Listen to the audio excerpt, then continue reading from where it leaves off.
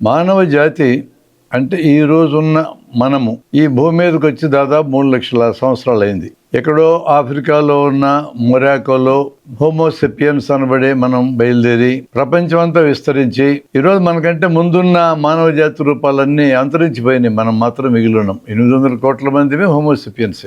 అంటే ఆహారం కోసము, రక్షణ కోసము మనము ప్రయాణం చేసిన క్రమంలో ప్రకృతితో సంబంధం వచ్చింది. ప్రకృతిలో ఉండే నదులతో, వృక్షాలతో, ఆకాశంతో, నక్షత్రాలతో, భూమితో, సముద్రాలతో, వీటన్నిటితో సంబంధం వచ్చింది. రెండే కారణాలు. ఒకటి ఆహారం తర్వాత రక్షణ. ఈ రెండు భద్రంగా ఏర్పడితే సంతానోత్పత్తి. ఇవి ఆనాటి ఇంపార్టెంట్ విషయాలు. ఈ ఎదురైన వాటిల్లో ఒకటి పాము. ఆ ఎదురైన వాటిల్లో ఇది కూడా ఒకటి. అంటే మొదట్లో ఈ ప్రకృతిలో ఉండే దేని వలన ఏ రకమైన సమస్య ఎదురవుతుందో మనిషికి తెలిసేది కాదు. నదుల్లో మనుషులు కొట్టకపోయేటోళ్ళు, కార్చిచ్చులు వస్తే కాలిపోయేవాళ్ళు, భూకంపాలు వస్తే భూమిలో కలిసిపోయేవాళ్ళు, పెద్ద పెద్ద టోర్నడోలు లాంటి సుడిగాలు వస్తే గాల్లోకి లేచిపోయేటోళ్ళు. అట్లాగే పాములు ఎదురైతే ఈ పాములు కరిస్తే కొంతమంది చచ్చిపోవడం గమనించారు. అప్పటిదాకా మన మధ్య తిరుగుతూ ఉన్నటువంటి మనిషి సడన్గా ఇక చలనం లేకుండా పడిపోవటం అనేది గమనించిన తర్వాత ఈ వైపరీత్యాలు, ఈ ఎదురే ప్రమాదాలకి కారణాలు ఏంటో మనిషికి ఎంత అతని చేతనైనంత ఆలోచించాడు, అతనికి అర్థం కాలే. ఈ అర్థం కానప్పుడు పాముల గురించి నేర్చుకున్న ఒక అద్భుతమైన విషయం ఏంటంటే, పాము ఎదురైతే కదలకుండా నిలబడితే, అంటే మనం ఇప్పుడు కూడా చేస్తాం కదా, కదలకుండా ఇలా నమస్కారం పెడతాం. అలా నమస్కారం పెట్టి ఆగిపోయాడు అనుకో, ఆ పాము పడగెత్తుతుంది, కాసేపు అటు ఇటు తలకాయ ఊపుతుంది, తర్వాత బెదలకుండా దాని దారి నదిపోతుంది. అంటే మనిషి ఎదురైనప్పుడు ఈ మనిషితో తనకు ప్రమాదం ఉంది అని పాము అనుకున్నప్పుడు తలకాయ పైకెత్తి ఇది కరవాలనా కరవద్దా అని చెప్పి దాని పరిధిలో ఆలోచిస్తూ ఉంటుంది. దానికి ఉన్న చిన్న మెదడులో ఆలోచిస్తూ ఉంటుంది. కదలకుండా ఉన్న వస్తువు తనకి ప్రమాదం కాదనుకుని వెళ్ళిపోతుంది. ఆ మనిషి గుర్తించింది ఏంటంటే, అలా ఆడ మనుషులు కావచ్చు, మగవాళ్ళు కావచ్చు, కదలకుండా నిలబడి నమస్కారం పెడితే పాములు వెళ్ళిపోతాయి. కాబట్టి పాములకు నమస్కారం పెట్టే ఒక ఆలోచన మొదలై ఉండొచ్చు. అన్ని సంస్కృతుల్లో, అన్ని జాతుల్లో, ప్రపంచంలో ఉండే అన్ని సమూహాల్లో పాము ఒక ముఖ్యమైన భాగం. అంటే పాము ఎదురు కావడం, కొన్ని చోట్ల చంపేయడం, కొన్ని చోట్ల పాములతో చాలా మేలు జరగద్దని చెప్పి ఆలోచించటం. ఈరోజు కూడా ఇంత చదువుకున్న తర్వాత కూడా మన వాళ్ళకి పాముని పూజించడానికి గొప్ప కారణం కనిపెట్టినారు ఈ మధ్యకాలంలో. అది మహిళలు కానీ పురుషులు కానీ. ఈ స్త్రీ పురుషులు కలిస్తేనే పిల్లలు పుడతారనేది మనకు తెలుసు. చాలా కాలం నాడే మనిషి గుర్తించాడు. ఈ రోజున వీర్యకణాలు సరిపడా లేకపోతే పిల్లలు పుట్టడం లేదనేది గుర్తించాం మనం. అంటే టెన్షన్ పెరిగినందువలన, ఈ ఐటీ వచ్చిన తర్వాత భార్యాభర్తలు కలిసి బతికే టైం కూడా లేకుండా పోయినందువలన, ఒబేసిటీ పెరగడము, ఎన్ని కారణాల వలన వీర్యం కౌంట్ తగ్గిపోతూ ఉంది. వీర్యం కౌంట్ తగ్గిపోతే పిల్లలు పుట్టడం అవకాశం తగ్గుతుంది.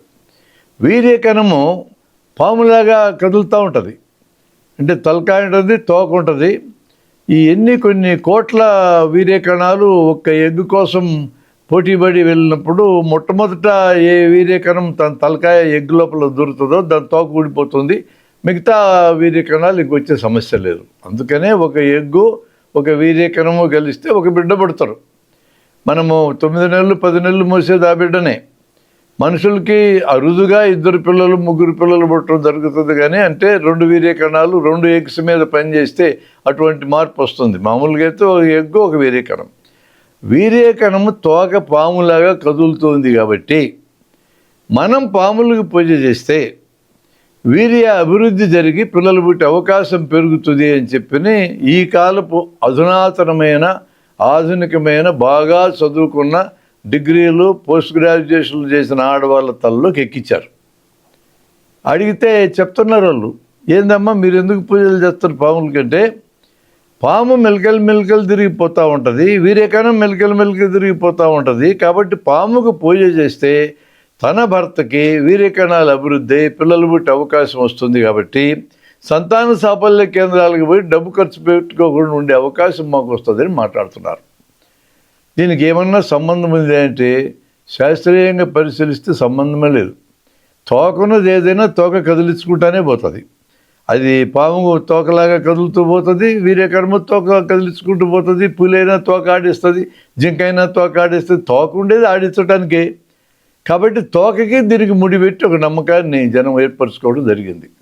అసలు ఈ పూజ చేయటం అనే ఆలోచన రావడానికి ప్రధానమైన కారణం స్థానువుగా కదలకుండా ఉన్నటువంటి వ్యక్తుల జోలి లేదా వస్తువుల జోలి పాములు రావు అనే అది శాస్త్రీయ పరిశీలనండి. మానవులకి శాస్త్రీయ పరిశీలన అనేది ఏదో సైన్స్ నేర్చుకుంటే వస్తుందని అనుకోకూడదు. మనం తన నిత్య జీవిత అవసరంలోంచే పరిశీలన మొదలవుతుంది. ఏది తింటే ఆకలి తీరుతుంది, ఏది తింటే విషంగా పనిచేసి మనుషులు చచ్చిపోతారు, ఏది తింటే వైద్యపరంగా రోగాలు పోవడానికి పనికొస్తాయి అనేది అంతా ప్రకృతిలోంచి మనిషి నేర్చుకునే కదా. అంటే మొదటోడని నేర్చుకోని చెప్పలేము. గన్నేరుకాయ తినుంటాడు ఒకడు, కాయ అనుకుని చచ్చిపోయి ఉంటాడు. వాడిని చూసిన మరొకడు గన్నేరుకాయలు తిండి చచ్చిపోతామని తెలుసుకొని ఇతరులందరికీ తినొద్దని చెప్పుంటాడు. లేదా ఒక పండు చెట్టు నుంచి రాలిన పండు తినుంటాడు, ఆకలి తీరి ఉంటుంది. ఈ పండు తింటే ఆకలి తీరుతుందనే విషయం అనేక మందికి చెప్పుంటాడు. అట్లా తనకు కలిగిన అనుభవాన్ని తనతో ఉన్న ఇతరులకి, తన పిల్లలకి చెప్పుకుంటూ పోవడం ద్వారానే మనిషి తను సంపాదించుకున్న జ్ఞానాన్ని ఇతరులకు అందించుకుంటూ పోయాడు. తను సంపాదించుకున్న తప్పుడు జ్ఞానాన్ని అందిస్తాడు, మంచి జ్ఞానాన్ని అందిస్తూ పోతూ ఉంటాడు. అంటే ప్రత్యక్షంగా ఇంద్రియాల ద్వారా, కన్ను, ముక్కు, చెవి, నాలుక, చర్మం లాంటి ఇంద్రియాల ద్వారా ప్రకృతిని నేర్చుకునే వ్యవస్థ సహజసిద్ధంగా ఉంది. దాంతోపాటు సహజసిద్ధంగా ఊహించే వ్యవస్థ కూడా ఉంది. ఈ రెండు వ్యవస్థల ఆధారంగానే మనిషి అప్పట్లో జ్ఞానం సంపాదించుకున్నాడు. భాష అనేది వచ్చినాక భాష ద్వారా వచ్చే జ్ఞానం మనకి యాడ్ అయింది. కానీ భాష రాకముందు ఈ రెండు రకాల జ్ఞానమే మనకు ఉండేది. ఈ జ్ఞానమే మనం సంపాదించుకుంటాం, దీన్నే మన పిల్లలకి అందిస్తాం. వాళ్ళు తమ జీవితాల్లో మరికొంత జ్ఞానం సంపాదించుకుంటారు, అదంతా కలిపి వాళ్ళ పిల్లలకి అందిస్తారు. ఇట్లా తరం తర్వాత తరం 48,000 తరాలు ఇప్పటిదాకా మానవ జాతి సంపాదించుకుంది. ఈ తరాలన్నింటిలో తరం అందించుకుంటూ పోతా ఉంది ఈ జ్ఞానాన్ని.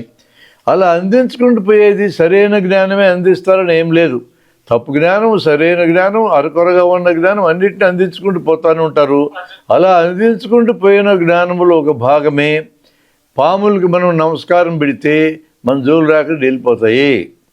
అది చివరకు పండగ కింద మారింది. నాగుల చవితిన పండగ కింద మారి, పాములంటే మనకు ఎంతన్నా భయం ఉండని ఆ నాగుల చవితి రోజు చక్కగా అలంకరించుకొని, తలకాయలో పూలు పెట్టుకొని, చలిమిడ ముద్దలు తయారు చేసుకొని, ఇక మొలకెత్తిన విత్తనాలు కొన్ని ఎంట పెట్టుకొని ఊళ్ళో ఎక్కడ పాముల పుట్ట ఉందో ఎత్తుక్కుంటూ పోతాం. విచిత్రం ఏంటంటే పెరుగుతూ ఉన్న పాముల పుట్ట దగ్గరికి వెళ్తాం. పెరుగుతూ ఉన్న పాముల పుట్టలో పాములు ఉండవు. పాడుబడ్డ పాముల పుట్టల్లోని పాములు ఉంటాయి. అసలు ఈ పుట్టల్లో పెట్టేది చీమలు, చెదులు పెడతాయి. ఈ చీమల్ని, చెదుల్ని బయటికి తరిమేసి పాము చెడ పడుకుంటే అది పుట్ట పెట్టే సమస్య లేదు. అందుకనే పాడుబడ్డ పుట్టల్లో పాములు ఉంటే అక్కడికి పోరు మనోళ్ళు. పెరుగుతూ ఉన్న పుట్టల దగ్గరికి వెళ్తారు. ఏం భయపడద్దండి, పెరుగుతున్న పుట్టల దగ్గర పాములు ఉండవు, లోపల చీమలు, చెదులు ఉంటాయి. మీరు ఎంతసేపు పుట్ట చుట్టూ తిరిగినా, ఎంతసేపు పాటలు పాడుకున్నా, ఎంతసేపు డ్యాన్సులు చేసుకున్నా పాములు వచ్చి మిమ్మల్ని ఇబ్బంది పెట్టే సమస్య లేదు. అక్కడ పాములు ఉండవు కాబట్టి దాంట్లో మనం పోయి పాలు పోస్తాం. పాముల మీద కానీ పాలు పోసి ఊపిరాడకుండా చేస్తే చచ్చూరుకుంటాయి. పైగా పాములు పాలు తాగవు. వాటి ఆహారం పాలు కాదు, ద్రవ పదార్థాలు కాదు. చాలా పాములు నీళ్ళు కూడా తాగవు. పాములు తమ ఆహారం కింద ఎలుకల్ని, చిట్టెలుకల్ని తింటారు కదా. ఆ జీవుల్లో ఉండే నీళ్ళే పాములకి మంచినీళ్ళలా పనిచేస్తాయి. అంటే విడిగా నీళ్లు తాగాల్సిన పని లేదు, విడిగా ద్రవ పదార్థాలు తాగాల్సిన అవసరం లేదు. తను తినే జంతువుల్లో ఉండే నీరే దాదాపు 30 నుంచి 40% నీళ్లు ఉంటాయి ఆ జంతువుల్లో. ఆ నీళ్ళే పాముకు కూడా ఉపయోగపడతాయి. ఆ విధంగా తన దాహాన్ని తీర్చుకుంటుంది. దాహం అయితే దానికి తీర్చుకునే మార్గం ఆహారం తినడంతో పాటే దాహం కూడా తీరిపోతుంది. పాములు తాగవనేది మనకు తెలిసిన తర్వాత, శాస్త్రీయంగా అది నిరూపించబడిన తర్వాత మనము లీటర్లు పాలు తీసుకెళ్ళి పుట్టలో వేయాల్సిన అవసరం ఏంటి? ఇక్కడ ఒక ఎథికల్ ఇష్యూ కూడా ఉంది. పాలు లేక, తిండి లేక చచ్చిపోయే జనము పక్కుంటే మనం పాలు తీసుకెళ్ళి మట్టిలో కలపడము, తిండి తీసుకెళ్ళి మట్టిలో కలపడము. కొంతమంది మహానుభావులు అయితే, మహామేధావులు, మామూలు కాదు, యజ్ఞాల పేరుతో నెయ్యి తీసుకెళ్ళి నిప్పుల్లో వేయడము, లీటర్లు టన్నులు వేయడము. ప్రజలకి వ్యతిరేకమైన వాళ్ళు అనాలి వీళ్ళు. ప్రజలు తిండి లేక చేస్తూ ఉంటే వాళ్ళకి నెయ్యి ఇవ్వచ్చు కదా, బతుకుతారు కదా. నిప్పుల్లో గాలి చేస్తే ఏమొస్తుంది? ఇది మా సాంప్రదాయం అనొచ్చు. అయ్యా మీ సాంప్రదాయాన్ని మేమేం ప్రశ్నించడంలా ఉంటే ఉంచుకోండి, కానీ ఆహారంగా పనికొచ్చేదాన్ని నిప్పులు వేసి కాలబెట్టడం అనేది మానవతా దృష్టితో తప్పు కదా. అది ఆలోచించాల. ఇప్పుడు ఈ పుట్టల్లో పోసే పాలు కూడా అట్లాంటివే. 8 లీటర్లు పోస్తే 10 లీటర్లు మట్టిలో కలిపినట్టే. కష్టపడి గేదెలను పెంచుతాం, ఆవులను పెంచుతాం, పాలు తీస్తాం, పసిపిల్లలకి ఏమో, పోనీ ఆ గేదె దూడలకి ఆవు దూడలకి తాగనేమో, మనం దాగమో, వాటిని దాగనేమో తీసుకెళ్ళి మట్టిలో కలుపుతాం. ఈ నమ్మకం అనేది నష్టం కలిగించే నమ్మకం. అందుకని మనం నమ్మకానికి మూఢనమ్మకానికి కూడా తేడా చూడాలి. నమ్మకం అనగానే ఇది నాకు తెలియదని అర్థం. ఏదైతే నమ్మకమని ఒక మనిషి మాట్లాడుతున్నాడో ఇది తనకు తెలియదో, నీవు మంచివాడు అని నమ్ముతున్నాను అని అంటే నీవు మంచివాడువో చెడ్డవాడువో నాకు ఇంకా తెలియదని అర్థం. నువ్వు చెడ్డవాడని నమ్ముతున్నానంటే నువ్వు చెడ్డవాడువో మంచివాడో తెలియదు.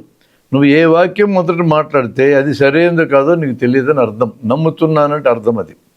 నిప్పులో ఏలు పెడితే కాలుతుందని నేను నమ్ముతున్నాను అని అన్నాడు మనిషి.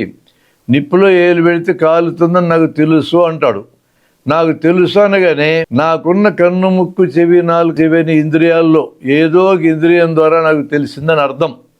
ఏ ఇంద్రియాల అనుభవంలోకి రానప్పుడే అప్పటిదాకా తన తలకాయలో నిలువ ఉన్న జ్ఞానంలోంచి నమ్మకాలు ఏర్పడతాయి. అంతకుముందు ఏర్పడినటువంటి జ్ఞానం సరైనది కావచ్చు, తప్పుడుది కావచ్చు. సరైన జ్ఞానం నుంచి నమ్మకాలు ఏర్పడతాయి, తప్పుడు జ్ఞానంలోంచి కూడా నమ్మకాలు ఏర్పడతాయి. అంటే తన ఇంద్రియాల అనుభూతిలోకి రాలేదని అర్థం. నమ్మకం అంటే తెలియదున్నది మొదటి మాట. రెండోది ఏంటంటే ఆ నమ్మకము లేదా ఆ విషయము నీ దగ్గరికి చేర్చినటువంటి వాళ్ళ మీద నీకున్న గురిని బట్టి నువ్వు స్వీకరిస్తావు. మా గురువు చెప్పాడు నేను నమ్ముతున్నా, మా నాన్న చెప్పాడు నేను నమ్ముతున్నా, మా అమ్మ చెప్పింది నేను నమ్ముతున్నా, లేదా మా నాయకుడు చెప్పాడు, రాజకీయ నాయకుడు నేను నమ్ముతున్నా. ఇట్లా ఉంటుంది నమ్మకం అనేది. నీకు అది ఇంకా తెలియదని అర్థం.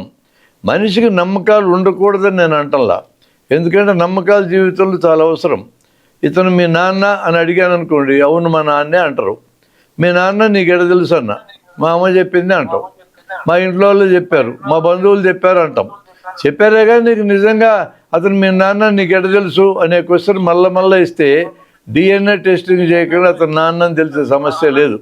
ఇప్పుడు ఈ భూమి మీద ఉండే 800 కోట్ల మందికి DNA టెస్టింగ్ చేస్తే సాధ్యమయ్యే పనేనా? అందుకని ఏంటంటే నమ్మకం జీవితానికి అవసరం. తల్లి అనేది వాస్తవం, నాన్న అనేది నమ్మకం. నమ్మకాలు నిత్య జీవితంలో అవసరం. నమ్మకం అంటే తెలియంది, ఎక్కడి నుంచి వచ్చిందో గురించి గాడు స్వీకరించాం. పాములు చుట్టూ ఉండే అనేక నమ్మకాలు మనకి ఇలా ఇతరుల నుంచి వచ్చినవే. నమ్మకం అనేది పెద్ద ప్రమాదకరం కాదు. ప్రయోగానికంటే ముందుంది. అనేక మందికి అనేక నమ్మకాలు ఉంటాయి, లేకపోతే లేదు. ఇతరులకు ఇబ్బంది కలగదు, తనకి పెద్ద ఇబ్బంది లేకపోతే ఉండనివిలే నమ్మకాలు అంటాం మనం. ఒక్కోసారి నమ్మకాలు జీవితానికి అవసరం అని కూడా అనుకున్నాం. మూఢనమ్మకం అనేది చాలా కీలకమైన మాట. ఏదైతే నిరూపించబడిందో దానికి వ్యతిరేకమైన దాన్ని స్వీకరిస్తే మూఢనమ్మకం. పాము పగబట్టదో అని నిరూపించబడ్డ తర్వాత పాము పగబడుతుంది అని నమ్మితే మూఢనమ్మకం అవుతుంది. ఇప్పుడు పాము పగ గురించే మాట్లాడదాం. మనం ఒక పామును చూసాం, అది పాము మనకు హాని చేస్తారని ముందే మనకు రికార్డ్ అయ్యి ఉన్న నమ్మకం వల్ల దాని మీద ఒక రాయి విసిరేసాం, అది పారిపోయింది. పాములైనా ఏ జంతువు అయినా మొదట తప్పించుకొని పోవడానికే ప్రయత్నం చేస్తాయి, తప్పనిసరి అయితే తిరగబడతాయి. మనిషి అయినా తప్పించుకోవాలని చూస్తాడు ఎప్పుడైనా సరే. జంతువులకుంటే సహజ లక్షణం అది, తప్పించుకోవడానికి చూడటం మొదటి ఛాయిస్. సాధ్యం కాబట్టి తిరగబడ్డం. పాము పారిపోయింది. మనం దూరం నుంచి పామును చూసాం, భారీ బొడవ ఉంది, అది పారిపోయింది. ఈ పాము ఇంక నా మీద పగబడుతుంది అని చెప్పిన ఒక నమ్మకం మనకి ఇంతకుముందే ఉంది. ఆ నమ్మకం మీకు తలకాయలో తిరుగుతూ ఉంటుంది. మనకి జీవితంలో ఎప్పుడు పాము కనపడ్డా ఆ పామే మన వెంటబడ్డది అనుకుంటూ ఉంటాం. అది పాము పగబడుతుందనే మన నమ్మకం బలంగా తలకాయలో నిలబడడానికి కారణం. అది పాము పగబడుతుంది అనే అభిప్రాయం అలా కలిగింది. మనం పాములతో నిత్యము డీల్ చేసే వాళ్ళమైతే అప్పుడు మనం రాయి తీసుకొని కొట్టడానికి ప్రయత్నం చేసిన పాము ఇప్పుడు కనపడ్డ పాము ఒకటి కాదని అర్థమవుతుంది. ఎందుకంటే మనకు పాములతో నిత్యం పనే ఉండదుగా. పాముల వాళ్ళు అయితే గుర్తుపట్టగలరు, పాములు పట్టుకున్న వాళ్ళు అయితే. ఇప్పుడు మనకు ఉదాహరణకి 100 గొర్రెలను ఒక చోట చూసామనుకో, అన్ని గొర్రెలు ఒక రకంగా కనపడతాయి. కానీ గొర్రెలు కాసే అతనికి 1000 గొర్రెల్లో కూడా ఒక గొర్రెను గుర్తుపట్టగలడు. అలాగే ఆపరేషన్ సామాగ్రి అంతా ఒక టేబుల్ మీద పెడితే అన్ని పట్కారులాగానే కనపడతాయి బయట జనానికి. డాక్టర్కి అర్థమవుతుంది ఒక్కో రకమైన పట్కారు అనేది. అందుకని దాంతో మనం డీల్ చేయం కాబట్టి పాత పాము ఇప్పుడు ఇచ్చింది అనుకుంటాం. వాస్తవంగా చెప్తున్నా, పాము యొక్క బరువు 5 గ్రాములు ఉంటుంది. 5 గ్రాముల నుండి పాముకున్నటువంటి తెలివితేటలు కానీ లేదా దానికి ఉండే జ్ఞాన సంపద కానీ చాలా పరిమితమైంది. తన రక్షణ కోసం సంబంధించినవి, తన ఆహారానికి సంబంధించినవి మాత్రమే గుర్తుంటాయి, అంతకంటే మించి దానికి గుర్తుండవు. ఇప్పుడు మనిషిని చూస్తే కాసేవాడు గుర్తుంచుకునే సమస్య లేదు. అది 1300 గ్రాములు బరువు తలకాయలు మన మెదడు ఉంటుంది. మనమే ఇప్పుడు చూసిన దాన్ని కాసేవాడికి మర్చిపోతూ ఉంటాం. అలాంటిది 5 గ్రాముల మెదడు నుండి పాము ఆ మనిషిని గుర్తుపెట్టుకొని అతను రాయి విసిరేశాడు కాబట్టి అతను వెంట వెళ్ళాలి, అతన్ని కరవాలి అనేంత ఆలోచన చేసే సీను లేదు. కాబట్టి పాములు పగబట్టే సమస్య లేదు. దాన్ని మనం మర్చిపోవడం మంచిది. మనకి ఇప్పటి వరకు ఉన్న నమ్మకాలు మనం వదిలేసుకోవచ్చు. కానీ మనకి చిన్నతనం నుంచి రచ్చబండల మీటింగ్ల దగ్గర నుంచి పాము పగల మీద చెప్పే కథలు అన్నిన్ని కావు. వాటి మీద సినిమాలు ఫుల్గా తయారైనవి. ఈ 13 సినిమాలు నడుస్తూ ఉంటాయి. దాని చుట్టూ మొత్తం కథలను తలుతారు. అంటే సంస్కృతిలో భాగం కింద పామే కాదు, పాము పగ కూడా మారిపోయింది. అలా మారింది కాబట్టి మాట్లాడుకుంటాం. ఏ విధమైన శాస్త్రీయమైన ఆధారం ఒక్కటి కూడా పాము పగబడుతున్నదానికి లేనే లేదు. కాబట్టి అదొక మూఢనమ్మకాన్ని మనం వదిలించుకోవచ్చు. పాములు గుడ్లు తింటాయని అడిగారు కొంతమంది. చాలా అరుదు. అంటే అవి ఆహారం తీసుకునేటప్పుడు జంతువుల్ని చిన్న చిన్న రోడెంట్స్ లాంటివి, ఎలుకలు లాంటివి మింగేటప్పుడు ఆడేదైనా గుడ్లుంటే ఆడితో పాటు మింగేయచ్చేమో. కానీ వాటి రోజువారీ ఆహారంలో గుడ్లు లేనే లేవు. మనం గుడ్లు పెట్టి తింటాయనుకోవడం కరెక్ట్ కాదు. ఇందాక పాలు తాగటం ఎట్లా కరెక్ట్ కాదు అనుకున్నాం, ఇది కూడా కరెక్ట్ కాదు. ప్రధానంగా వాటి యొక్క ఆహారం ఎలుకలు, చిట్టెలుకలు లాంటివే ప్రధానమైన ఆహారం. ఇది పాములతో చాలా మేలు కూడా మనకు దొరుకుతుంది. దయచేసి గమనించండి. పొలాల్లో తిరిగే ఈ పాములు, గట్లంట పొలాలంట తిరిగే పాములు, వాటి ప్రధానమైన ఆహారం ఎలుకలు కాబట్టి ఎలుకలను తినడం ద్వారా మనకు ఎంత మేలు చేస్తాయంటేవి పాములే కానీ లేకుండా ఉంటే ఎలుకల సంతానం విపరీతంగా పెరిగి ఈరోజు మనకి ఇళ్ళకు వచ్చే ధాన్యములు సగం కూడా మన ఇంటికి రాదు. కాబట్టి రైతులకు నేస్తం పాములు అనే వాటిని చంపకూడదు, వాటిని వదిలేసేయండి. ఎదురైతే ఇందాకే నేను చెప్పి కథల కన్నా నిలబడండి, దాని పాటికి అది వెళ్ళిపోద్ది. అది మిమ్మల్ని తరిమి కరిసే సమస్య ఏం లేదు. నాకే అనుభవమైంది. నేను ఎద్దులు కాసేటప్పుడు చిన్నప్పుడు వర్షం పడుతుందని ఎద్దుల్ని తరుముకొని వద్దామని బీట్లోకి వెళ్ళా. పోతుంటే సడన్గా తెల్లదాసు ఇంతెత్తు లేచింది. భయపడిపోయినా టక్కున అలాగే నిలబడ్డా, తలకాయ దించుకొని వెళ్ళిపోయింది. అది నా అనుభవమే కాదండి, కొన్ని వేల మంది అనుభవం ఇది. అందుకనే పొలాల్లో పనిచేసే రైతులందరికీ పాములు రోజు కరుస్తాయనే సమస్య ఏం లేదు. వాటికి భయం వేస్తే కరుస్తాయి. ఆహారం కోసం ప్రయాణం చేసినప్పుడు ముందు కరిసి జంతువుని కదలనీకుండా చేసి తర్వాత మింగుతాయి. ఈ 2 సందర్భాల్లోనే అవి కరుస్తాయి. వాటికి భయం కలగడం అనేది, ఇప్పుడు పాములు పట్టేటాయన పాముని తీసుకొచ్చి ఆడిస్తాడు మనకి. అది పడగ అటు ఇటు ఊపుతూ ఉంటే మనం ఏమని నమ్ముతాం? మనం నాగస్వరం ఊపుతూ ఉంటే ఆ మ్యూజిక్ దెబ్బకది అటు ఇటు తలకాయ ఆడిస్తామని మనిషి ఆడిచ్చినట్టు అనుకుంటాం. కాదండి, అసలు విషయం అది కాదు. అది తలకాయ అటు ఇటు ఆడిచ్చేది అంటే ఈడెవడో ఒక సొరకాయ బుర్ర పట్టుకొని ఊపుతా ఉన్నాడు, ఈడేమన్నా నాకు హాని చేస్తాడేమో, అవసరమైతేనో అవకాశం వస్తేనే ఎట్టగరుద్దామని తలకాయ ఊపుతా చూస్తూ ఉంది. అది తలకాయ ఊపేది అందుకది. అంతేగాని కాకపోతాడు ఆ పాముకి ముందే కూరలు తీసేయడమో మూతి కుట్టేయడమో చేసుకుంటాడు కాబట్టి ప్రమాదం లేకుండా పాము ఆటలు ఆడతాడు తను. కానీ పాములు వింటాయి బ్రహ్మాండంగానే ఇంకో నమ్మకం ఉంది. పశువులు వింటాయి, పసివాళ్ళు వింటారు, పాములు వింటారు. పెద్ద శ్లోకం ఉంది. శంకరాభరణం సినిమా స్టార్ట్ అయ్యేటప్పుడు ఈ శ్లోకంతో స్టార్ట్ అవుతుంది. పాములకి చెవులు ఉండవు, అవి మామూలుగా మనం విన్నట్టు వినే సమస్య లేదు. అవి జకోబియన్ గ్లాండ్ అని ఒకటి ఉంటుంది దాని మూతి దగ్గర. ఈ గ్లాండ్ భూమి యొక్క అదురులను పట్టుకుంటుంది, వైబ్రేషన్స్ని పట్టుకుంటుంది. వైబ్రేషన్స్ని మాత్రమే పట్టుకుంటుంది, శబ్దాలను పట్టుకోలేదు. ఈ వైబ్రేషన్స్ దాని శరీరానికి అందినప్పుడు దాన్ని బట్టి అవి రెస్పాండ్ అవుతాయి. ఒక మనిషి నడిచేటప్పుడు ఈ కాళ్ళ యొక్క ధ్వని తనకు దగ్గరకు వస్తుందా దూరం పోతుందని దాదాపు 50 అడుగుల దూరం నుంచి గుర్తించగలుగుతుంది పాము. దగ్గరకు వస్తుంది అనుకుంటే ఇది నాకు ప్రమాదకరమా కాదా అని చూసుకునేది అలర్ట్ అవుతుంది. దూరం పోతుంది అనుకుంటే పట్టించుకోదు, మెదలకుండా అక్కడే పడుకొని ఉంటుంది. దాని జాకోబియన్ గ్లాండ్ అనే ఆ గ్లాండ్ అదురులను పట్టుకుంటుంది, వినే సమస్య లేదు. మనం దాని చుట్టూ సామెతలోని పాము చెవులు వాడివిని అంటే చాలా గుసగుసలాడుతూ ఉండే వాళ్ళని కూడా ఈ చెవులతో పట్టుకొని వింటాడు ఇతరులని చెప్పే పేరుతో సామెతలు కూడా వచ్చేసినాయి. మనకు ఒకసారి పాముల యొక్క వినికిడి గురించినటువంటి విషయం మనకు అర్థమైనాక నెమ్మదిగా మనం సామెతలు కూడా మార్చుకోవాలి. సామెతలు గతంలో తెలిసి తెలియనప్పుడు పుట్టిన సామెతలు చాలా ఉంటాయి. ఆ అమ్మాయి ముఖం చంద్రబింబంలాగా ఉన్నది, ఇప్పుడు ఆ మాట అంటే ముఖమంతా గుంటలు పడ్డదని అర్థం. ఆ అమ్మాయి తొడలు ఊరులాగా ఉన్నాయి అంటే ఎగతాళి చేస్తున్నామని, ఇంతలా ఊరిపోయినామని అట్లా మాట్లాడకూడదు. ఇప్పుడు కళ్ళు ఒక పచ్చకామెరలోటికి లోకమంతా పచ్చగా కనపడుతుంది, ఏం కనపడదండి. పచ్చకామెరలోటికి కూడా లోకం మామూలుగానే కనపడుతుంది. వాడి కళ్ళు పచ్చగా మనకు కనపడతాయి. అందుకని సామెతలను కూడా మార్చుకోవాలి. పాముల చుట్టూ సామెతలను కూడా అట్లే మనం మార్చుకోవాల్సిన అవసరం ఉంది. మార్చుకొని మాట్లాడటం మొదలెడితే మనకు కూడా సరైన సామెతలు వస్తాయి. ఇంకా మూఢనమ్మకాలను తెలియజేసే సామెతలు మనం మాట్లాడుకోవాల్సిన అవసరం ఏముంది. ఎలుకల్ని వెంటబడి పాములు వస్తూ ఉంటాయి, దయచేసి గమనించండి.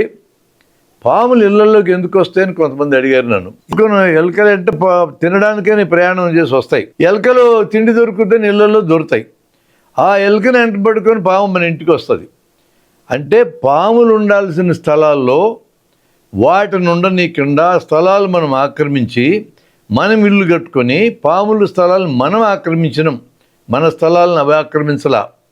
ఎందుకంటే ఎక్కడో పల్లెల్లో బతకాల్సిన వాళ్ళని అర్బనైజేషన్ పేరుతో లక్షల మంది సిటీలకు వచ్చి కూర్చొని పొలాలన్నీ రద్దు చేసి ప్లాట్లు వేసి ఇల్లు కట్టుకోవడం మొదలెట్టినాక ఎవడి స్థలాలు ఎవడు ఆక్రమిస్తూ ఉన్నాడు? పాముల స్థలాలు మనుషులు ఆక్రమిస్తున్నారు, జంతువుల స్థలాలు మనుషులు ఆక్రమిస్తూ ఉన్నారు, జింకల స్థలాలు మనుషులు ఆక్రమిస్తున్నారు. అవి దారి చెప్పి మన దగ్గరికి వస్తే మనం వాటి మీద కోపం పెట్టుకుంటాం. పాముని ఇంట్లోకి వస్తే చంపేదాకా నిద్రపోం. దానికి సరైన ఆల్టర్నేటివ్ ఏంటంటే పాము ఇంట్లోకి వస్తే మీరు బయటికి పోండి కాసేపు. పాములు పట్టగలిగే వాళ్ళు చాలా చోట్ల ఉన్నారు, వాళ్ళకి చెప్తే వాళ్ళు వచ్చి ఆ పాము ఎక్కడ దాకా ఉందో కనిపెట్టగలరు వాళ్ళు. మనం ఎంత ఎతికినా మనకు దొరకదు. ఒక్కోసారి దాని దగ్గరికి మనం పోయి పొరపాటున కనిపించుకునే ప్రమాదం ఉంటుంది. వాళ్ళు పట్టుకెళ్తారు, వాళ్ళు చంపరండి పాముల్ని. పాములు బట్టి చాలామంది ఔత్సాహికులు ఉన్నారు, వాళ్ళు ఎవరు కూడా అమెచ్యూర్స్. వాళ్ళు చంపరు, తీసుకెళ్ళి ఇక్కడ అడవులు వదిలేసేస్తారు, వాటి పాటికే వెళ్ళిపోతాయి అవి. అంటే మనం ఆ విధంగా పాములను ఒక పక్క ప్రేమ అంటాం, నాగుల చవితి పూజలు అంటాం, మరో పక్కన ఏం చేస్తాం, చంపుతాం. చంపినాక మళ్ళీ ఊరుకుంటామా? దాని నోట్లో 5 రూపాయలు కాయిన్ పెడతాం, పెద్ద ఊరేగింపు తీస్తాం, మనిషిని గాలిపెట్టుడు చితి వేసి దాన్ని గాలుస్తాం. దీన్ని ప్రేమ అంటారా, దీన్ని ఏమంటారో నాకు అర్థం కాదు. చంపేది ఎందుకు, మళ్ళీ చంపినాక దాన్ని గౌరవనీయంగా కాలబెట్టడం ఏంటి? అంటే డ్యూయలిజం ఇది. ఒక రకంగా మనకి ఖచ్చితమైనటువంటి పద్ధతి లేదు మనకి, అది మనకు కనపడుతుంది మన మూఢనమ్మకాలు. అందుకని పాముల్ని ఇళ్ళకి వస్తే సంపద అనేది నా మనవి.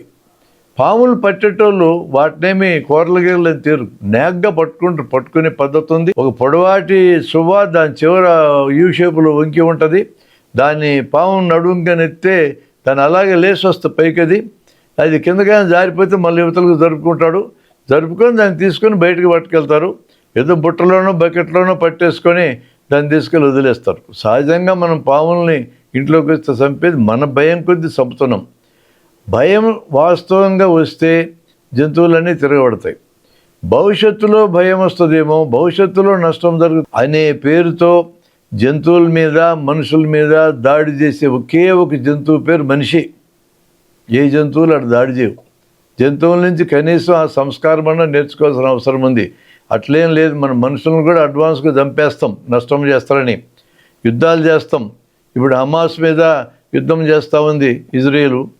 అసలు పాలస్తీనా వాళ్ళ దేశంలోకి ఇజ్రాయేల్ ఆక్రమించి వీళ్ళని తరిమి పక్కకు నెట్టి వాళ్ళు భవిష్యత్తులో నష్టం చేస్తారేమని చెప్పి మొత్తాన్ని ఇప్పుడే చంపే కార్యక్రమం మొదలుపెట్టారు. ఇంత నికృష్టమైన ఆలోచన కలిగిన జంతువు ఒక్కడు కూడా లేదు మనుషులు తప్ప. మనుషుల్లో గొప్ప మనుషులు ఉండొచ్చు, నేను కాదంటం లేదు, కానీ గొప్ప మనుషుల యొక్క సంఖ్య తగ్గిపోతూ ఉందని నా బాధ. ఇట్లాంటి చిల్లర మనుషుల యొక్క సంఖ్య పెరిగిపోతూ ఉంది. మీరు ఇంకోటి చూడండి, పాము గురించినటువంటి ఒక నమ్మకం. నోమన్ ఒక సినిమా వచ్చింది మేము చదువుకునేటప్పుడు చిన్నప్పుడు. దాంట్లో రామకృష్ణ హీరో, చంద్రకళ హీరోయిను. ఈ పాము ఒకటి ఇంట్లోకి వచ్చి కరుస్తుంది, హీరోని కరుస్తుంది. ఈమె బయట బిందె తీసుకెళ్ళి నీళ్ళు తీసుకొని వస్తూ ఉంది. లోపలికి వచ్చేటప్పటికి తలుపులోంచి పాము పోతున్నాడు, దాని తోక కనపడింది ఆమెకి.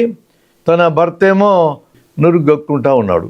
అంటే నాగుబాంగానే బలమైన కాటు వేస్తే క్షణాల మీద నురుగొచ్చే అవకాశం ఉంది. అంటే ఊపిరి పీల్చే కండరాలు పడిపోతాయి.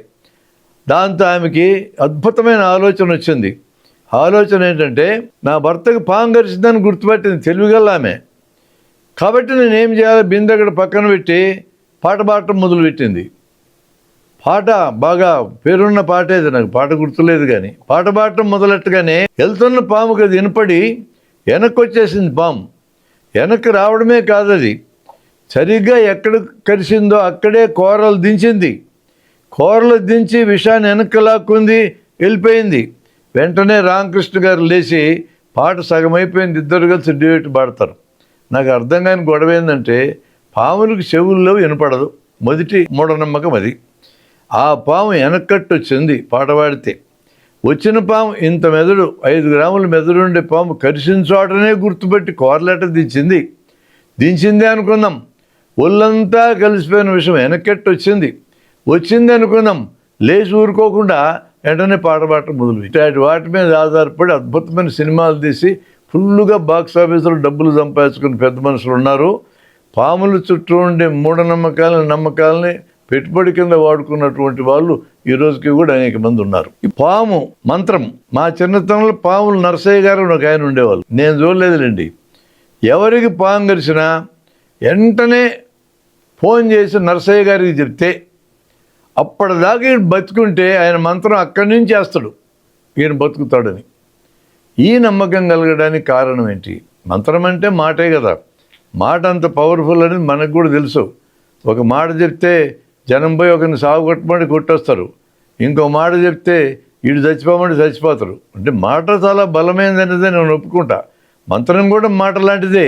కానీ ఈ మాట పనిచేస్తుందా అని మనం అనుకున్నాం అనుకోండి, మాటలు అనేవి ఆ మనిషిని ఇన్ఫ్లుయెన్స్ చేస్తే పనిచేస్తాయి. ఎక్కడో ఉన్న నర్సయ్య ఒక మాట వాడితే ఈయన మీద ఎట్లా పనిచేసింది, ఇది పెద్ద క్వశ్చన్. అంటే ఇక్కడ మనం ఒక స్టాటిస్టిక్స్ తీసుకోవాలి. మనకు ఎదురైతున్న పాముల్లో 100కి 90 నుంచి 95 పాములకు విషం ఉండదు. విషముండే పాములు నాగుపాములు, కోబ్రాస్ అంటాం, క్రెయిడ్స్ కట్ల పాములు అంటాం, వైపర్స్ రక్తపింజర్లు అంటాం, ర్యాటిల్ స్నేక్స్ అని ఉంటాయి, ఎడారులు ఉంటాయి ఇవి, సీ స్నేక్స్ ఇవి సముద్రాలు ఉంటాయి, మాంబాస్ అని ఆఫ్రికాలు ఉంటాయి, చాలా పవర్ఫుల్ విషముండేవి. ఇది 6 రకాల వాటికే విషముండేది. ఇవి కాకుండా కొన్ని వేల రకాల పాములు ఉన్నాయి. ఆ పాములన్నిటికి విషం ఉండదు. కానీ మనం ఎందుకు విషం ఉంటుందని భయపడతామంటే, అన్ని పాములు మనకు ఒకే రకంగా కనపడతాయి. దేనికి విషం ఉందో దేనికి విషం లేదో కూడా మనకు అర్థమై సావదు. అందుకని పాము గరిచింది అంటే విషముక్తదేమని భయం మొదటిది. భయంతో చచ్చిపోయిన వాళ్ళు చాలామంది ఉన్నారు. బహుశా నరసయ్య గారు మంత్రం వేస్తే పాము విషం ఏమీ చేయదు అనే ఒక నమ్మకంతో, భయంతో ఉన్నోళ్ళు సావకుండా ఆగిపోతారేమో. యాక్చువల్గా దాన్ని ప్రయోగం చేయాలంటే ఏం చేయాలా? ఒక 100 కుక్కల్ని, వీధి కుక్కలను పట్టురావాలా. పట్టుకొస్తే మళ్ళీ ఇప్పుడు కుక్కల రక్షణ సమితి ఉంది, వాళ్ళు కొట్లాడకు రావచ్చు కూడా. కాబట్టి మనం తిన్నా కూడా ఇబ్బంది లేకుండా కోళ్ళను పట్టుకొద్దాంలే, కోళ్ళ రక్షణ సమితి లేదు కాబట్టి 100 కోళ్ళను పట్టుకొచ్చి 100 తాజ్భవన్లో నాగుభవన్లు పట్టురావాలా, బాగా విషమన్న పాముల్ని. అన్ని కోళ్ళకి ముందు పాములతో కరిపించి 50 కోళ్ళకి మంత్రం వేయాలి, 50 కోళ్ళను వదిలేయాలి. ఇప్పుడు ఏ గ్రూపులు ఎన్ని తెచ్చినా చూసుకోవాలా. అప్పుడు కానీ విషయం పని చేస్తలేదు తెలుస్తుంది మనకి. మరి పాము గరిచినటువంటి కోడిని తింటే మనం చచ్చిపోతామా? ఏం చచ్చిపోమండి. పాము విషం అనేది ఒక ప్రోటీన్. అది ఈ ప్రోటీన్ నేరుగా రక్తంలోకి పోతేనే ప్రమాదం తప్ప దాన్ని మింగితే ఏ నష్టము రాదు. మామూలు మాంసకృతులు అరిగినట్టు అరిగిపోతాయి. దీని మీద ఒక అద్భుతమైన సినిమా వచ్చింది, చిరంజీవి గారిది, పున్నమి నాగని. రోజు ఇంత విషం తినిపిస్తాడు చిరంజీవి గారి నాన్న. ఆయనకి పాములు గరిస్తే చచ్చిపోకుండా ఉండే ఒక రెసిస్టెన్స్ వస్తుంది. దాంతో విషము తింటే తిన్నదంతా తిన్నప్పుడు అరిగిపోద్ది, ఇంకా రెసిస్టెన్స్ వచ్చేలేదు, నా బొందలేదు. ఎప్పుడు రెసిస్టెన్స్ వస్తుంది? ఆ కొద్దిగా అతి కొద్ది విషము రక్తంలోకి ఎక్కిస్తే రెసిస్టెన్స్ వస్తుంది, కరెక్ట్. అది ఆ ప్రిన్సిపల్ మీద ఆధారపడే పాముల్ని గుర్రాలకు గర్పించి, గుర్రాల సీరం బయటికి తీసి, రక్తంలోంచి సీరం బయటికి తీసి, ఈ సీరంలోంచి యాంటీవెనిన్ అనే పాము యొక్క విరుగుడు మందు తయారు చేస్తారు.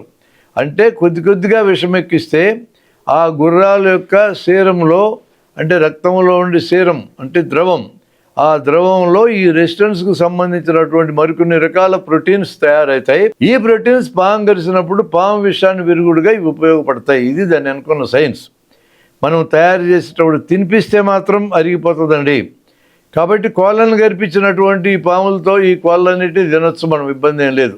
ఆ మంత్రం పనిచేస్తలేదు తేలాలంటే ఇది మార్గం. మనుషులకు గర్పించి ప్రయోగం చేయలేము, జంతువులు కొన్నిటికి గర్పిస్తే జంతు ప్రేమికులు కొట్లాటకు వస్తారు కాబట్టి అది కుదరదు. మనం తినడానికి పనికొచ్చి కోళ్ళను గర్పించి మనం చూడొచ్చు. ఆ ప్రయోగం ఎవరైనా చేయదలుచుకుని చేయండి. ఇలాంటి ప్రయోగాలు చేయనక్కర్లేకుండానే మనకు క్లియర్గా తెలిసిన విషయం ఏంటంటే, మనకు తెలిసిన జంతువుల్లో ముంగీస్ ఒక్కదానికి మాత్రమే పాము గరిస్తే విషం ఎక్కదో, మిగతా అన్నిటికీ ఎక్కుతుంది, మనుషులకు కూడా ఎక్కుతుంది.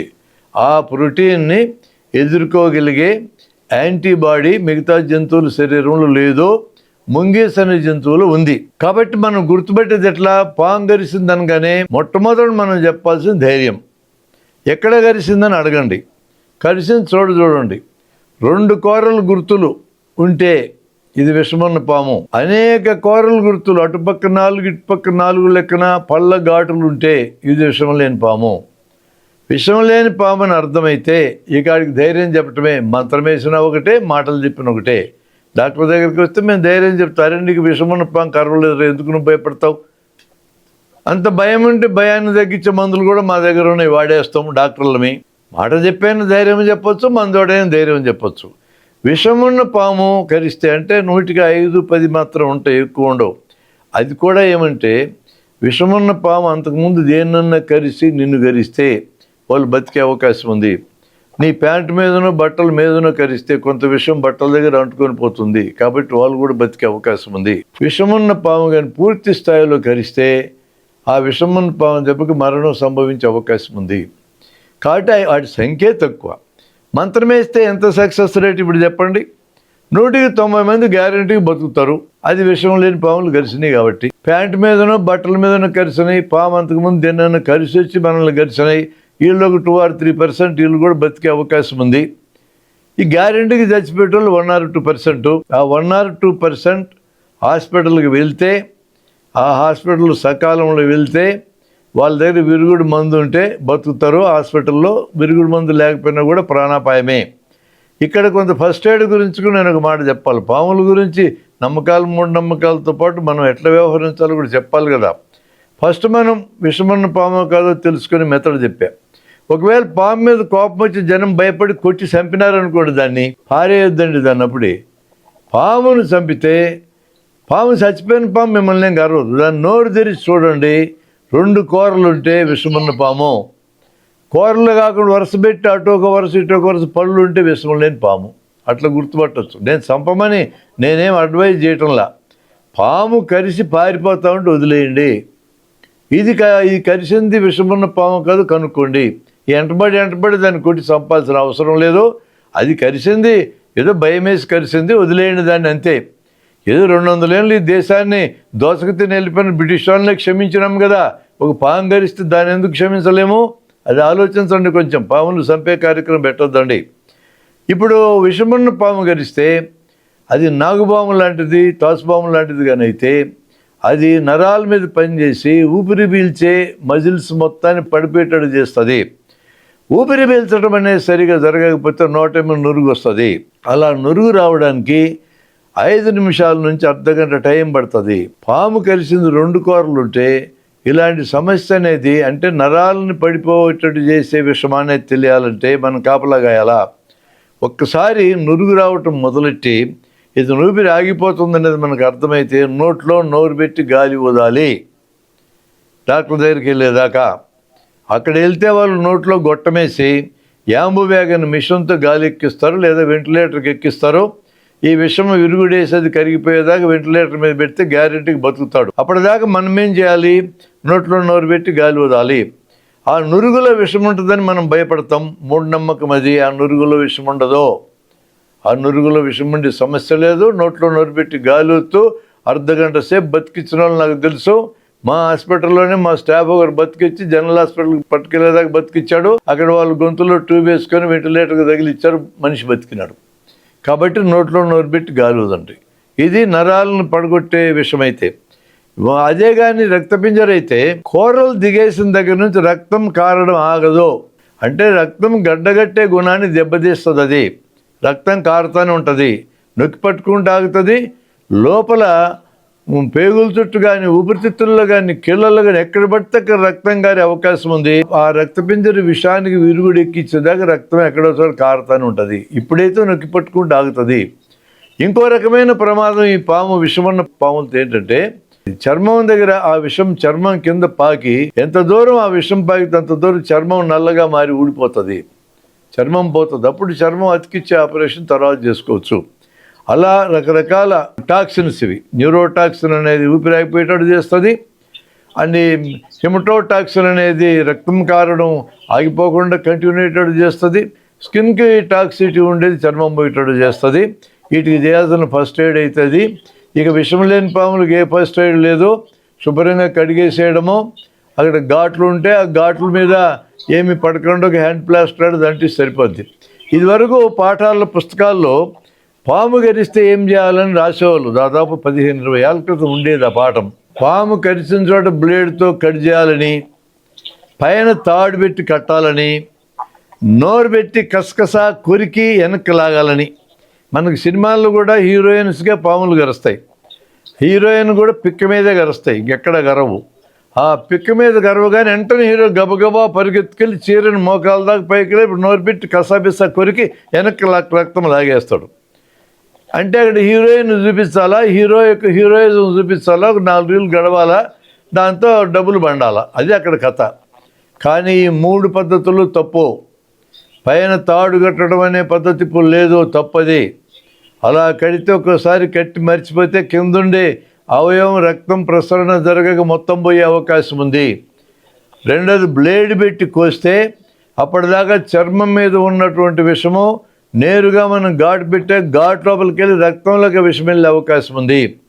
నోరు పెట్టి కసాబిసా కొరికినంత మాత్రాన మనం కొరికిన దగ్గర నుంచి విషం వెనక్కి రాదు, ఆల్రెడీ రక్తంలో కలిసిపోయింది. మరి ఏం చేయాలి? విషమున్న పాము గరిస్తే ఆ ఏరియాను శుభ్రంగా నీళ్ళతో కడగాలి. అవి 2 కూరలు కనపడుతున్నాయి. పైన ఏదైనా మీ ఇంట్లో స్పిరిట్ ఉంటే స్పిరిట్ కొంచెం వేయండి, లేదా మన వాళ్ళు అద్భుతమైన వ్యక్తులు ఉన్నారు మన ఇళ్ళల్లో, సారాయి తాగుతారు, బాటిల్స్ కూడా తెస్తారు. ఈ మధ్యనే కల్తీ సారాయి తేకుండా మంచి ఒరిజినల్ సారాయి తెచ్చుకోండి అని చెప్పి మన ప్రభుత్వం వారు కూడా చెప్తున్నారు. ఆ ఒరిజినల్ సారాయి తీసుకొని 2 చుక్కల ఘాట్ల మీద వేసుకోండి, అది స్టెరైల్ అవుతాయి. తర్వాత ఇప్పుడు ఇందాక నేను చెప్పినట్టుగా ఊపిరి ఆడకుండా ఉంటే ఊపిరాడిచ్చే ఫస్ట్ ఎయిడ్ చేయండి. రక్తంగా ఆడుతుంటే కర్చీఫ్ పెట్టి గట్టిగా నొక్కి కట్టండి, ఆసుపత్రికి వెళ్ళండి. వెళ్ళి యాంటీవెనిన్ అంటారు దాన్ని, ఈ రక్తంలో కలిసిన విషాన్ని విరుగుడు పదార్థం అనేదాన్ని అక్కడ కనీసం 10 వయల్స్ వేయాలా. 1 వయలు 2 వయల్స్ కకృతి పడి కొనేస్తే చాలదండి. ప్రతి హాస్పిటల్లో ప్రతి పిహెచ్సిలో ఈ విషానికి విరుగుడు మందు ఉండాలి. పిహెచ్సిలో ఖచ్చితంగా ఉండాలి. ఎందుకంటే ఎక్కువ పాములు ఉండేది పల్లెల్లో, జనాన్ని గరిసేది పల్లెల్లో. పట్టణాలకు ఏమన్నా పని కట్టుకొని మన అపార్ట్మెంట్స్కి 30 అంతస్తులు ఎక్కడానికి వస్తాయి, అవి రావు కదా. కాబట్టి పిహెచ్సిలో ఖచ్చితంగా విరుగుడు ఉండాలి, కనీసం 10 వయల్స్ ఉండాలి. అయిపోతే మళ్ళీ తెచ్చుకోవాలి. 6 నెలలు సంవత్సరం కంటే ఆ మందు పనిచేయదు. ఈ లోపల దాన్ని వాడలేకపోతే ముందుగా కానీ అయితే కంపెనీకి రిటర్న్ ఇవ్వచ్చు, మళ్ళీ ఫ్రెష్ స్టాక్ తెచ్చుకోవచ్చు. ప్రతి పిహెచ్సి కూడా ఈ మందు అందేటట్టు చూసే బాధ్యత ప్రభుత్వం తీసుకోవాలా. ప్రజల ఆరోగ్యానికి మేము పూచీదారులు అని చెప్తున్నారు కదా, మరి చెప్పినప్పుడు పాము విషయానికి విరుగుడు ఇవ్వాలి కదా. ఎక్కువగా రైతులకి ఈ పాములు పొలాల్లో గరుస్తూ ఉంటాయి. కరెంటు పగలే ఇవ్వాలా, రాత్రులు ఇవ్వకూడదనే డిమాండ్ అందుకని వచ్చింది. అంటే మేమే బోర్ వేసుకొని, మేమే మోటార్ కట్టుకొని, మేమే దానికి రీవైండింగ్ చేసుకొని కాలిపోతే మీరు రాత్రులు కరెంట్ ఇస్తే మేము పోయి నీళ్ళు కట్టుకోవడానికి వెళ్ళి పాములతో మేమే గడిపించుకొని ఇంత చేస్తే మేము ఈ బోర్ల మీద పెట్టే ఖర్చు, దాని మీద వడ్డీలు సంవత్సరానికి 7,000 మేము కట్టాలా? మీరు ప్రాజెక్టులు కట్టి మీరు కాలువలు తవ్వి మా పొలాల దగ్గరికి నీళ్ళు తెచ్చిస్తే ఎకరాకి 290 కడితే చాలు. రాష్ట్రంలో ఒక రైతేమో 290 కట్టాలా, ఇంకో రైతేమో 7,000 కట్టాలి సంవత్సరానికి. ఇది ఎక్కడ న్యాయం అండి? ఈ మెట్ట రైతులందరూ కూడబలుకొని మేము కూడా 290 కడతాం ఎకరాకి, 3 పంటలకు నీళ్ళు ఇవ్వండి అని గవర్నమెంట్లు అడిగితే ఏం చేస్తారు? గవర్నమెంట్లు ఉరేసుకొని చావాల్సిందే, ఏం చేయలేరు వాళ్ళు. రైతులు మంచివాళ్ళు కాబట్టి ఊరుకున్నారు. నీలం కుమార్ గారు అని అక్కడ పూనా స్నేక్ పార్క్ చాలా ఫేమస్ పార్క్ అది.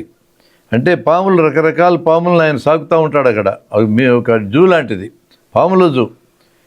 ఆయన దగ్గర వెళ్ళి మేము కూర్చొని మా టీం మాట్లాడుతూ ఉంటే హనుమంతరెడ్డి గారు నా మిత్రుడు ఒక ఆయన గుంటూరులో ఉంటాడు, ఆయన నేను కలిసి వెళ్ళాం. ఆయన చేయలేదు. ఏమైంది సార్ మీ చేతికి అని అడిగా. ఏమైందండి తీసేసినారు అన్నాడు. ఎందుకు తీసేశారండి అన్న. పాము గరిస్తే చేయి కుళ్ళిపోతే తీసేశారు అన్నాడు. మరి పాము గరిసిన తర్వాత చేయి కూడా పోతే ఇంకా పాముల దగ్గర కూర్చొని వాటికి సేవ చేస్తున్నాం ఏందన్నాం.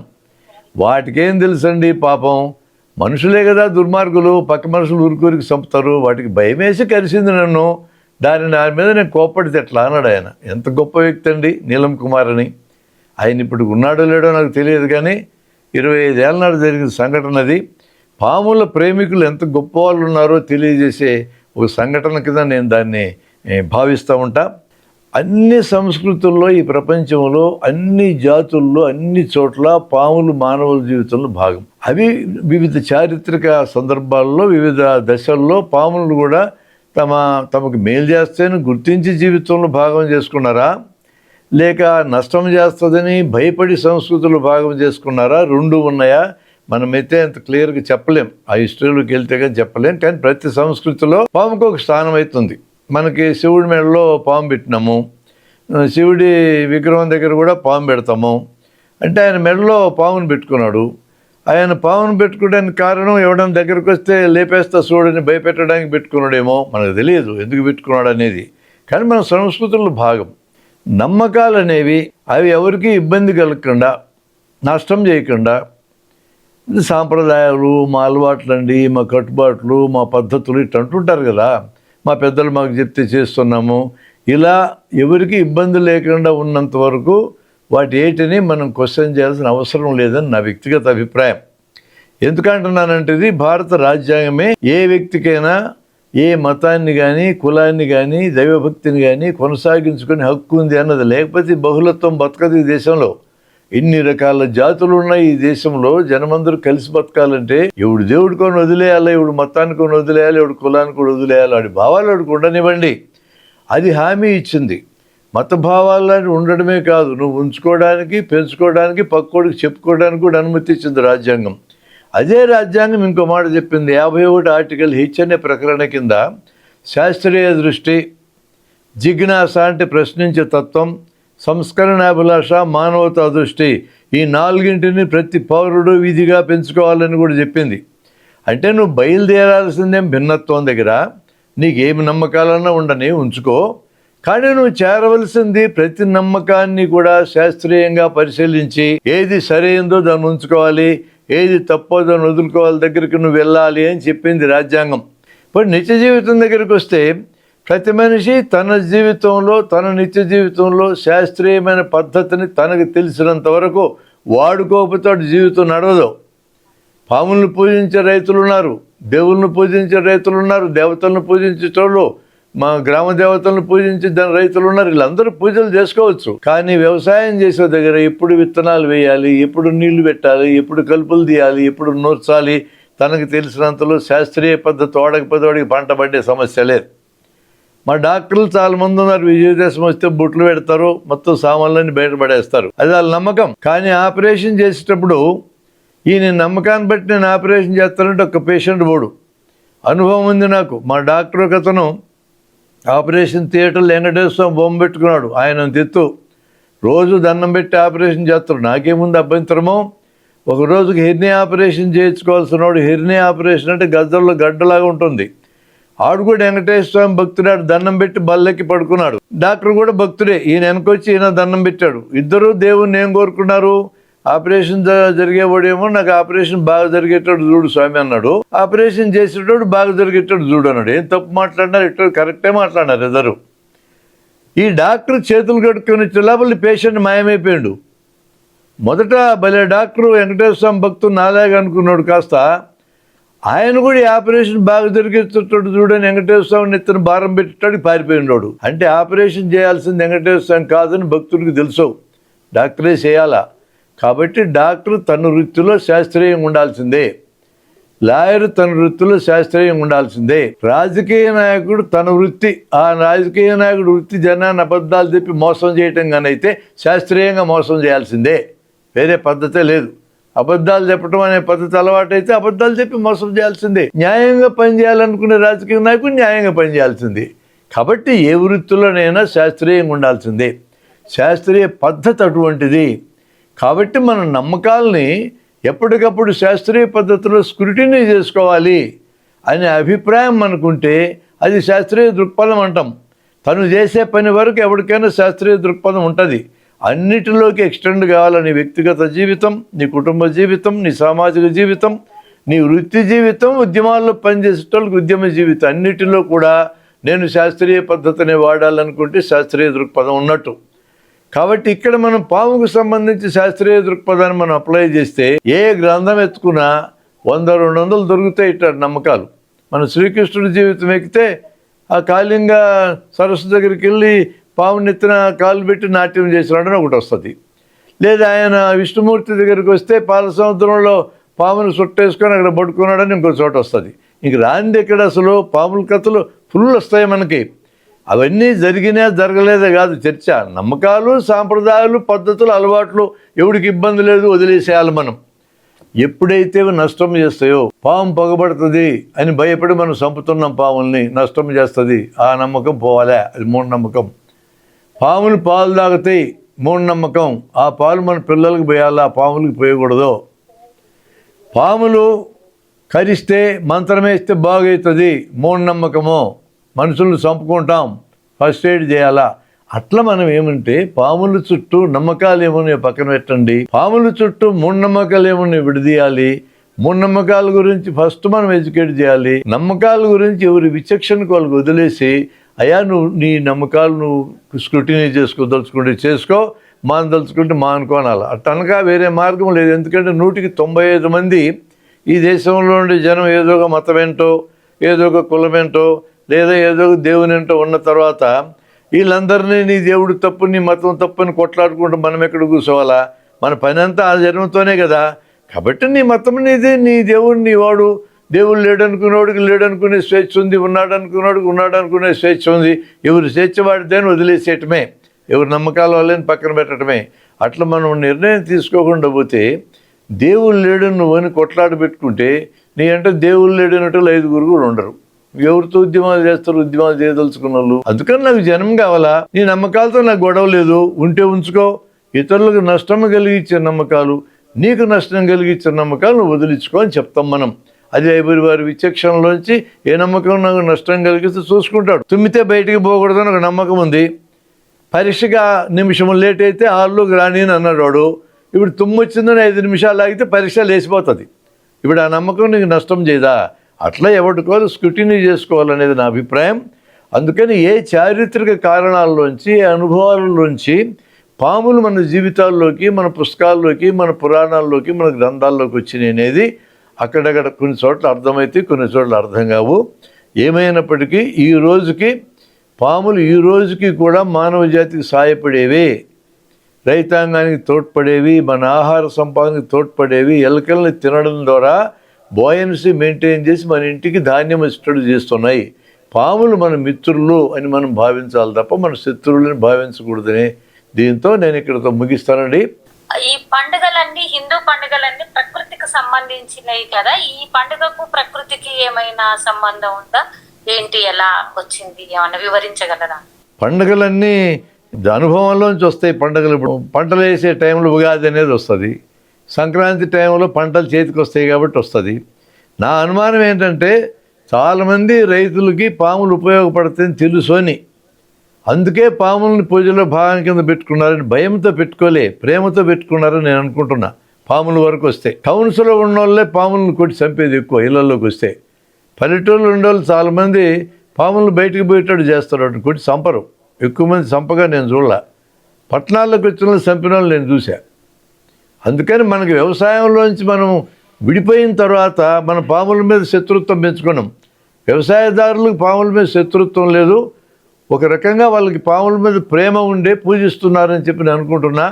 అట్లా వాళ్ళు తమ ప్రేమను పూజ ద్వారా చూపించుకుంటే ఆ నమ్మకాన్ని మనమేమి తప్పట్టి వాళ్ళని ఎగతాళి చేయాల్సిన అవసరం లేదు. కాబట్టి దాని చుట్టూ ఇందాక నేను చెప్పినట్టు ఆ మూఢనమ్మకాల వరకు మాత్రం మనం సవరించుకుంటే మంచిది అనేది నా కదా. హిందూ పండుగల సాంప్రదాయాలకు సైన్స్ లింక్ చేసి చెప్తూ ఉంటారు. అలా పాములు పాలు తాగు అని మీరు చెప్పారు. అలా పాములు అంటే పాలు పోయడానికి గుడ్లు వేయడానికి ఏమన్నా సైంటిఫిక్ రీజన్ ఉందా?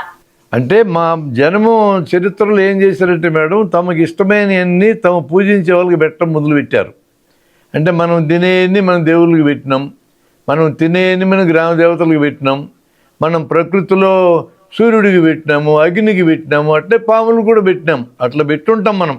అంటే మనం ప్రేమతోనే పాలిద్దాంలే అనుకున్నాం. అవి తాగమైన సంగతి మనకి తెలియక చేసి ఉంటాం అనేది నా అభిప్రాయం. అందుకని మనం తినే ఆహారాలన్నీ మనం దేవుళ్ళు కూడా పెట్టినాం కదా, కాస్త మంచిది పెట్టినాం. మనం సప్పిడి మెతుకులు తింటూ దేవుడికి పరమాణం పెట్టినాం, మనకు ఉన్నంతలో మంచిది పెట్టాం.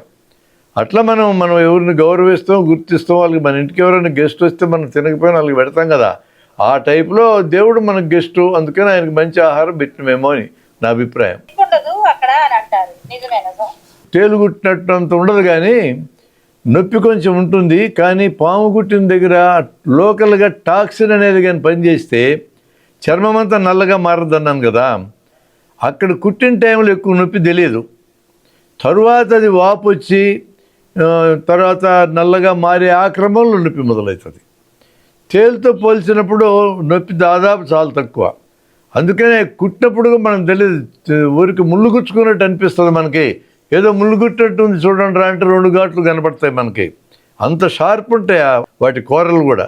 అది అటు కరిసి తలకాయ పైకి తీస్తాడు, కరిసిందనేది కూడా అర్థం కాదు, అంత ఫాస్ట్గా చేస్తుంది. అందుకని నొప్పి అసలు ఉండదని కాదు, కానీ చాలా తక్కువ ఉంటుందనేది మనకు తెలిసిన విషయం. ఇంకొంతమంది పాము గరిసినాక నిద్రపోవచ్చా అంటారు. నిద్రపోవటం అంటే ఆ నిద్రలోనే ఊపిరి ఆగిపోద్దని భయంలోంచి వాడిని ఎట్టన్నా మేల్కొంటట్టు చేసి ఊపిరి పిలిపించేటట్టు చేయడానికి చేసే ప్రయత్నంలో నిద్రపోవద్దని చెప్పడమే. కానీ తీవ్రంగా విషంగా లోపలికి వెళ్తే నురుగు రావడం మొదలెడితే వాడు ఎంత మేల్కొన్నా కూడా ఊపిరితిత్తుల్ని పనిచేయలేడుగా, వాడు కండరాలు పనిచేయవు, పక్కటెముకల మధ్య ఉండే కండరాలు పనిచేయవు. అప్పుడు నోట్లో నోరు పెట్టి గాలి వదలడం తప్ప వాడిని తట్టి నువ్వు నిద్రపోకని ఎంత చెప్పినా ప్రయోజనం ఉండదు ఆ టైంలో. ఒక మోస్తరు విషమెక్కినటువంటి వాళ్ళకైతే నిద్రపోయి మత్తుగా తయారై ఊపిరి ఆగిపోయే పరిస్థితి రాకుండా తట్టి లేపుతూ ఉంటే, కాస్త ఊపిరి పీల్చడానికి ప్రయత్నం చేస్తూ ఉంటే కొంత టైం మనం గెయిన్ చేయొచ్చు. అట్లా కొద్దిగా విషమెక్కినటువంటి వాళ్ళకి అలా తట్టడం ద్వారా ఏమైనా ఉపయోగం ఉంటుందేమో, కానీ విషం పూర్తిగా ఎక్కితే నోట్లో నోరు పెట్టి గాలి వదాల్సిందే, వేరే మార్గం అయితే లేదు. పాంగరిస్తే మంచినీళ్ళు తాగొచ్చా, అన్నం తినొచ్చా అని అడుగుతారు. మంచినీళ్ళు తాగడానికి అన్నం తినడానికి అభ్యంతరాలు ఏం లేవండి. ఆ నమ్మకాలకి పెద్ద వ్యాలిడిటీ లేదు. ఎక్కువగా పురాణాలలో పాము పై విష్ణుమూర్తి పడుకుని శివుడి మెడలో పాము ఇట్లాంటివి ఎక్కువగా రావడం ఎందుకు, అలాగా పాముతో ఎందుకు వచ్చింది అనేది కొంత గరుడ పురాణంలోని దీని మీద కొంత పురాణమైనటువంటి కథలు అయితే ఉన్నాయి కదా సార్. ఉన్నాయండి. ఈ పాములన్నింటి సాగుగట్టే కార్యక్రమం కూడా ఉంది. పాములన్నిటికి యజ్ఞం చేసి పాముల్ని పిలుచుకొచ్చి యజ్ఞంలో పెట్టి కాల్చినారు కదా. ఈ పాములంటే మన కింద ఉండే లోకంలో వాళ్ళని, రాక్షసులకి ప్రతినిధులని, ఈ నాగులనేటోళ్ళు కిందలో అధోలోకంలో ఉంటారని, అంటే దేవతలకి రాక్షసులకు వచ్చిన తగాదాల్లో పాములని రాక్షసుల పక్కన చేర్చి పారేశారు. ఇవన్నీ మన ఊహలు అంత పెద్దగా ఊహించినందుకు అభినందించాలని అంతే. అవన్నీ ఇప్పుడు అన్నీ జరుగుతాయా జరగవనేది మనం పెట్టుకుంటే మనం చదువుకున్న చదువుకి మనకున్న తెలివికి అవమానం అవుతుంది. ఇప్పుడు పెట్టుకోవడం కుదరదు. అది అంత పెద్దగా ఎట్టు ఊహించినారు వీళ్ళని అంటే అది ఊహాజ్ఞానం. ఊహ ఎవరైనా చేస్తారు. ఇది 40-50 ఏళ్ళ ముందే చంద్రుడి మీదకి మనిషి దిగక ముందే 50 ఏళ్ళ ముందే చార్లీ చాప్లిన్ చంద్రుడి మీద మనిషి దిగి తిట్టడదని ఊహించాడుగా. అటు ఊహించడానికి ఏముందని మనిషి యొక్క ఊహాజ్ఞానం వరకే వదిలేయాలి. కానీ మన పురాణాల నిండా పాములు ఉన్నాయి, అందులో డౌట్ అయితే లేదు. మంచి పాములు చెడ్డ పాములు రకరకాలు. పాము వచ్చి పరీక్షిత్తుని సంపుద్దంగా ఒంటి స్తంభం మేడగట్టినప్పుడు కరిసిందని చెప్పి పెద్ద కథలు, మామూలు కథలా మేడం, కుప్పలు కూడా ఇట్లాంటి కథలు. వాటిని చూసి ఎంజాయ్ చేసి వదిలేయాలి తప్ప మనం వాటిని నెత్తికెక్కించుకొని నమ్మకంగా ఎక్కించుకోవడం కాదు, మూఢనమ్మకంగా ఎక్కించుకొని ఈ పాముల చుట్టూ మన ఆడవాళ్ళందరినీ తిప్పి మగవాళ్ళు నాటకాలు ఆడితే అది కొంచెం కష్టమే చూడండి. కాబట్టి మగవాళ్ళని జాగ్రత్తగా చూసుకోవాలా. మనల్ని ఎందుకు పాముల దగ్గరికి పంపిస్తున్నారనేది. అంటే మనల్ని బురుడి కొట్టించడానికి పంపించేది అయితే మనం చదువుకున్న దాంట్లో మన తెలివి మనం తెచ్చుకోవాల్సింది తప్పదు కదా. ఏదో పండుగలు అనేవాటిని ఎందుకు ఇంత పెద్ద ఎత్తున ఈరోజు ప్రోత్సహిస్తూ ఉన్నారు మన హిందూ మతంలోనంటే, జనానికి ఎప్పుడు ఏదో పని పెట్టాలా, అవసరమైన పని జనానికి అవసరమైన ఆలోచన చేయనీయకుండా పని పెట్టాలా. అవసరమైన పని ఏంది ఈ రోజున? ఈరోజు పరిపాలించేటోళ్ళు ఏ దేశంలోనైనా మీరు గమనించండి, డబ్బున్న వాళ్ళ కోసమో లేని వాళ్ళ కోసమో ఒకరి కోసమే పని చేయగలరు. రాజ్యం ఇద్దరి కోసం పనిచేయదు.